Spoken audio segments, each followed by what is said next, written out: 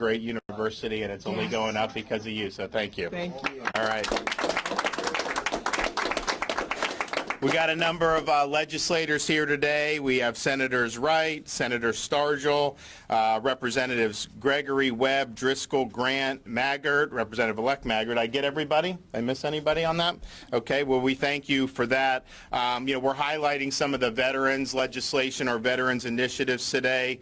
As you know, we have 20 major military installations, and so the active duty component is a huge part of our state. We have a defense industry that's obviously grown up around that. That is tens of billions of dollars in annual economic impact. But I think because we've been such a great place for the active duty mission, a lot of veterans who serve in Florida end up retiring here. And we have the third largest veterans population in the country. And, obviously there's a couple states that are much bigger than us in terms of population that have more, but I would say probably we punch above even our considerable weight class there.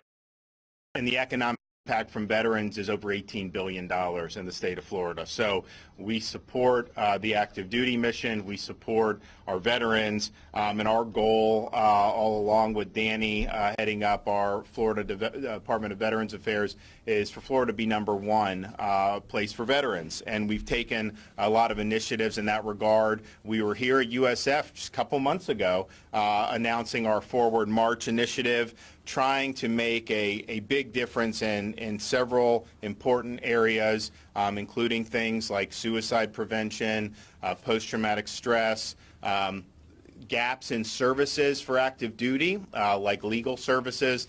And so we've moved forward on that. Danny's been working really hard. Right after that meeting, within like a month, I think, we identified an issue where there was a gap in legal services for active duty members who may have access to somebody on their installation, but if they have a problem out in town, a civil issue with, say, their lease and they're getting ready to deploy, those folks on the installation are not allowed to go into town and do that. And so I challenged all the white shoe law firms in Florida to step up and offer pro bono services in those respects, and immediately they all responded. So we've got firms like Holland and Knight, Greenberg Traurig.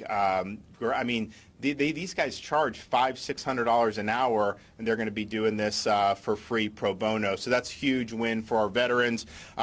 Today's legislation, I think, is very important. House Bill 501 seeks to provide alternative treatment options for veterans suffering from traumatic brain injuries or post-traumatic stress. And one of the things I think that's one, we know this is a problem, much more so. I think we're wise on this than in conflicts past.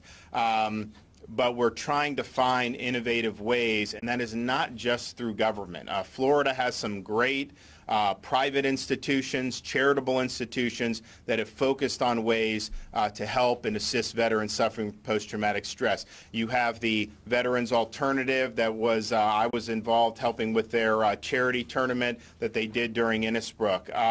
And basically their view is, hey, we know that the VA for many years said anyone that's having post-traumatic stress needs a lot of prescription medication, and that has not worked out for some of our veterans. And so what are some other options? And so they focused on that. In St. Johns County, you have Canines for Warriors, which train service dogs to understand the symptoms when veterans suffer from post-traumatic stress. So they pair veterans with service dogs, and the success rate has been phenomenal. So we really embrace these innovative ways to deal with that. This is going to give VA the ability to contract with state universities and colleges to provide some of these treatments. Some of this research is really cutting edge. When I was in Congress, we tried to get the VA to look at things like service dogs, and they said, oh, the research wasn't there. And it was actually coming online, but it just wasn't something that had been studied for 30 years. And so I think we realize that we've got to be nimble, we've got to innovate, and we've got to welcome our universities and then these private organizations to help doing that. So thanks, Danny Burgess, for pushing for this. Representatives Ponder and Senator Wright worked hard to get the bill across the finish line. And so I think this is another important step in our Forward March initiative, and obviously we're going to be doing more in addition to this. I'm also going to sign House Bill 427, which designates the Honor and Remember flag as the official state emblem to serve as a visible reminder of the U.S. military lives that have been lost in defense of our freedoms. So we will join the ranks of 24 other states that have this available as use for a state emblem. And so Representative Gregory and Senator Gruters made that happen. So I want to thank you. We always want to remember those sacrifices. Now, we also had obviously, we signed the budget on Friday. We had a number of initiatives funded part of the base budget, I think, which would be good, but then also some of the member initiatives. So just right here, we did a alternative treatment for veterans. The funding, is there for University of South Florida. Veterans Alternative Accelerated Wellness Program, that received funding. Baycare Behavioral Health Veterans Intervention Program received funding. Post-traumatic stress study here at USF Medical Center received funding. University of South Florida Veterans Service Center, received funding.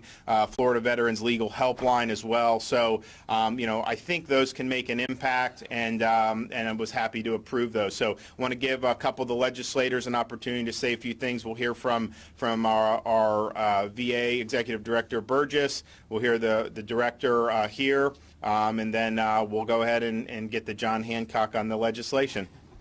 Where's Ray? Tom. Yeah. Thank you, sir. Go ahead. Thank you. Yep. Good morning. It's such a pleasure to be here with you today, and it's such a great day for our veterans.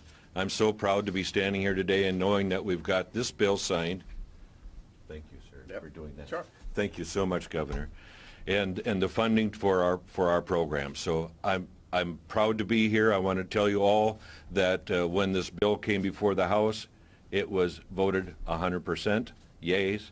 It came before the Senate 100% yays, because we all love our veterans. And I'm proud to be here today to see this bill get signed into law. Thank you very much. Great, thank you. Now we'll have Representative Gregory. On February 22nd, 2007, the United States Army and our country lost Army Ranger Staff Sergeant Joshua Hager. But we didn't just lose Staff Sergeant Hager. His family, including Chris Hager here, standing with us today, lost who he affectionately called Bubba, his son. And this bill, 427, the Honor and Remember flag, shows that Florida continues to recognize veterans. And to be the most veteran-friendly in the state, we have to start by honoring those who made the ultimate sacrifice. That's what this bill does. It is a pleasure and an honor to have worked on this bill.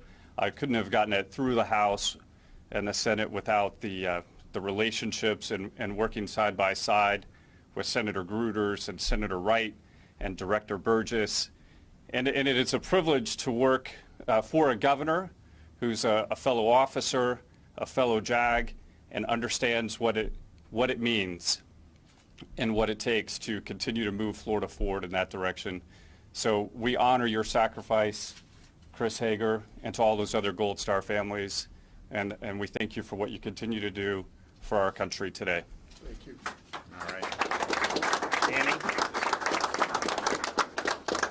I think we have 3 JAGs. We almost have all the branches covered: Air Force, Navy, Army. I think we should start a JAG caucus here in the legislature. So this journey began 4 years ago, and the legislative process is just that, a process. But this is evidence of what happens when you get incredible legislators and an incredible governor together.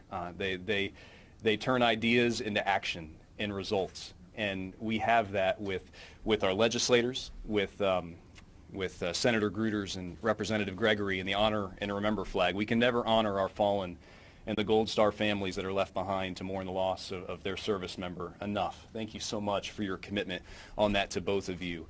And to Senator Wright and to Representative Ponder on the alternative therapy bill. This is how we serve those who served us. They were there for us in our darkest hour, and this is how we can be there for them in theirs. thank you so much. Senator Wright, I think your exact words are, this is my mission. Why else am I here? Thank you for all you're doing to serve veterans. And also the chair of the Military and Veterans Affairs and Space. We'll talk about the Space Command later, right? But in the Senate. So we appreciate so much all that they are doing. Representative Ponder sends his regrets, but we appreciate him so much for all he has done in the House to help get this and shepherd this along. And to our governor, I truly believe that this year we saw some of the most veteran-friendly legislation passed, and also I believe we had the most successful budget that was veteran-friendly we've ever had in Florida's history, and it's in no small part due to the man standing behind me, his commitment to honoring our veterans, serving those, and churning ideas into action. GI Law, that was him. He's being humble about it, but you know what? That happened in a month because of our governor. And so I cannot say enough about him and what he has done, not just in his service to our country, but serving those who served after that to our state.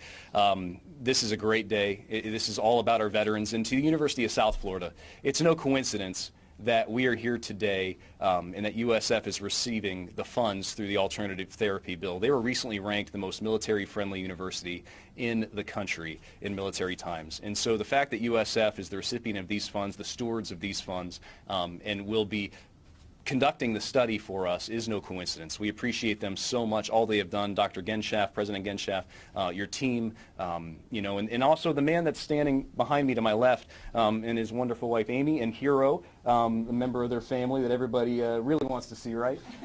Brian was the inspiration behind the alternative therapy legislation over 4 years ago, and it's just awesome to see what's happening today come to fruition. So thank you so much for your service to our country as a Green Beret in the Army, and thank you for what you're doing to help turn post-traumatic stress into post-traumatic growth. You inspired what's about to happen, so thank you.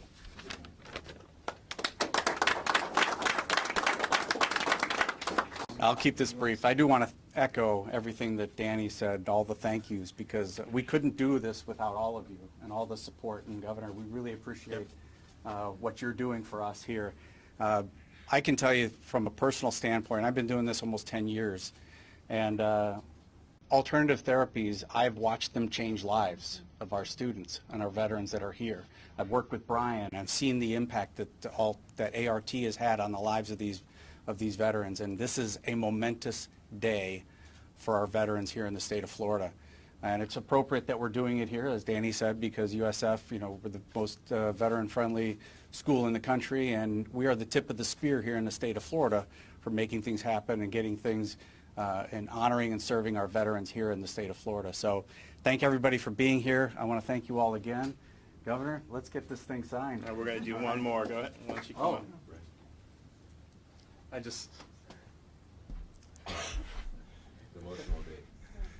We started on this a few years ago, and I've gone through having a service dog.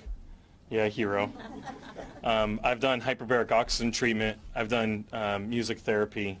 I've done accelerated resolution therapy. I've done all these therapies that are actually listed inside this bill that we actually get to bring together across the state and start looking at how effective they are and actually providing some of those services. And it's because Danny Burgess, back then Representative Burgess, believed in this. And this year, all the stars aligned, where we had Senator Tom Wright and Representative Mel Ponder, and then, like the governor said, I got to play golf with him at the Valspar Championship. That was pretty cool. But even during that, he was talking about the fact that he trusted Danny and knew that Danny had the pulse of what was needed by our veteran community. And I can tell you this, the psychosocial well-being of our military men and women coming home to the state of Florida is an absolute necessary fix that we are doing now with alternative treatment options for veterans. So I think this is a very first step in a long road. So thank you guys, all of you. This is an amazing day. And I don't think there's anything like this we can have across the state of Florida. So thank you. Great. All right, well, we're going to get it done right now.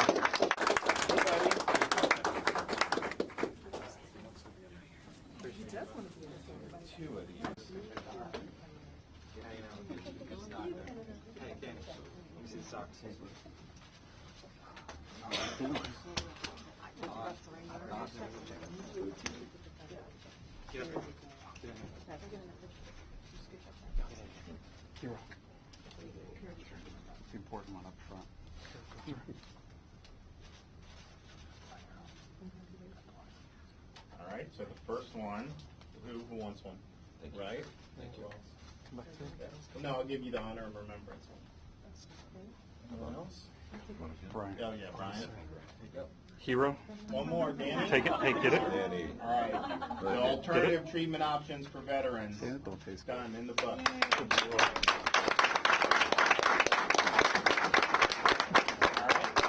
Now honor and remembrance.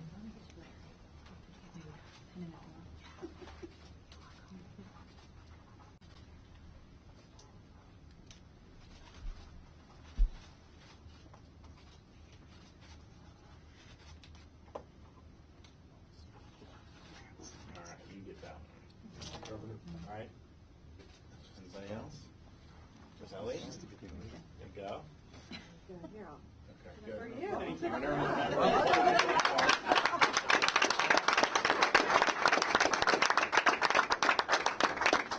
All right. Well, thanks, everybody. Take a couple questions before I head on out for the next event. Anybody? Yes, ma'am. Hi, I'm Amanda. I'm from the Tampa Bay Times. Can you give some more examples of other alternative therapies that have been proposed for veterans? Well, I think actually Brian should talk. I mean, he knows. So I've been supportive of this concept for a long time, but what they're doing are things I haven't thought about. So why don't you come and talk about some of the promising therapies? So in this piece of legislation, there's 5 therapies that we're covering: hyperbaric oxygen treatment, accelerated resolution therapy, music therapy, service dog therapy, and equine therapy. So it's really hard to reduce all of the therapies, and you have limited funding that we're really working with to make sure we maximize the effort. But those are the 5 therapies that we're covering inside this piece of legislation. What about your group? What other kind of therapies are you seeing? So there's a lot of therapies out there that are amazing, that are having a lot of traction. RTM, they're doing a lot of training on RTM, which is out of Orlando. Accelerated resolution therapy, we've seen some phenomenal results with. That's been studied and researched right out of the University of South Florida. We've talked about music therapy, but art therapies out there. Really what happens with a lot of these therapies, you bring folks into a communal environment, and not only are they doing something that's a social activity that gets them out of there. Accelerated resolution therapy and RTM are 2 different. Those are practices with licensed clinical practitioners. But the other therapies bring that communal base, and that communal base is something where battle buddies start happening again, and isolation goes away. So it's really about getting guys together and finding that new group, that new team. So when I, in the Congress, was really pushing for alternative, because the people that would go in the VA, I mean, literally it would be they would get a counseling and then they get prescription medication. And so we had veterans that would commit suicide on the back end of that. I spoke with family members, and they really believed that was not the proper treatment. And so, I was interested in seeing, okay, well, what else could we do? VA was very, I mean, they have their way, and that's a bureaucracy. In my congressional district, I mentioned Canines for Warriors. So this is a group that was formed, private funds, training these dogs, and then linking them with the veterans suffering from post-traumatic stress. And I went and looked, and it was neat. But what really made the impression on me was to be pulled aside by multiple veterans with a service dog and say, had I not gotten this, I probably would have committed suicide. I was on the brink of doing that. So, I don't necessarily need a study to know that that's powerful. These are people that had firsthand experiences. So we worked and pressured the VA. They finally did a pilot program at the federal level. But I think at the state level, because we have some of these organizations here, we'll obviously be working with USF and other universities. I think we can leverage that to really benefit our veterans. And so I'm a believer that, we need as wide a range of options as possible. Yes, sir. Will cannabis or marijuana be included in some of these alternative treatments, and would you support that if we got it? So it is not in this bill. If you looked at the medical marijuana amendment and then the implementing legislation I did, there is severe debilitating post-traumatic stress is listed in there. So I think that's probably there anyways. But I think that will be something probably that we're getting research on that now. When I was in Congress, people felt strongly about it with the VA one way or another. I wasn't sure, that our VA, they had so many other problems to inject them in that. I just thought from an efficiency standpoint. So that's something that's going to be looked at, but I think there is a pathway in Florida law, not just for veterans, but people that are suffering from that. Yes, sir. Governor, thank you for this legislation. It's much needed. But if we can step away for a moment, I just want to ask you a question about the new FDOT rules allowing shoulder emergency, use of shoulder emergencies for emergencies, evacuations. What do you think about that? Well, obviously, in my FDOT, our number one priority is safety. When you have situations where evacuations, we want to be able to make sure people are evacuated in a timely manner. And there are different challenges in different parts of our state with doing that. For example, I was just in the Florida Keys doing some Hurricane Irma relief. We have all this money now that we're doing there. That was almost 2 years ago. But if you look at that, that's a very challenging evacuation system because they have just the one main road. So we want to do things, that are obviously safe, but are going to get people to safety as well. And so having flexibility to do that. We did a big hurricane exercise earlier this month or at the end of May, within the last month and a half. And the exercise is basically a worst case scenario for Tampa Bay, Category 5. And huge problems if that happens. One of the challenges was you would need to basically evacuate all of Pinellas County. And we need to be able to do that in a way that's effective. So, but I think our DOT, with me, they know we want to be innovative. We want to embrace emerging technologies. I hate traffic, and I want to work on that. But clearly, we want to have safety. Some of the things I approved in the budget, there were certain local initiatives to deal with pedestrian safety that they were putting in money, asking the state, and I supported some of those just because our pedestrian danger rate, or however you want to say it, is not good here. So if there's ways we can be helpful in that, we wanted to go ahead and do that. Okay, one more, and then I'm gonna take off. Oh, let me just do one. Does anyone else have one more? Real yeah. quick, two quick things. One, your thoughts on the Rays and your thoughts about splitting the games, and also the debates. Are you planning to watch? I want the Rays to play in Tampa Bay. In Montreal, I don't understand that. The thing is what the frustrating thing is that they're producing a good product. With all the obstacles that they have, being in a tough division, not having as much money as some, they've been able to produce some good talent, and so I like them in this area for all 81 of the home games. So I don't know where that's coming from, but at the end of the day, I think it's important for that. I will definitely not be watching the debates tonight because it's my wife's birthday, so we are going to celebrate her birthday. So thank you, guys. Happy birthday.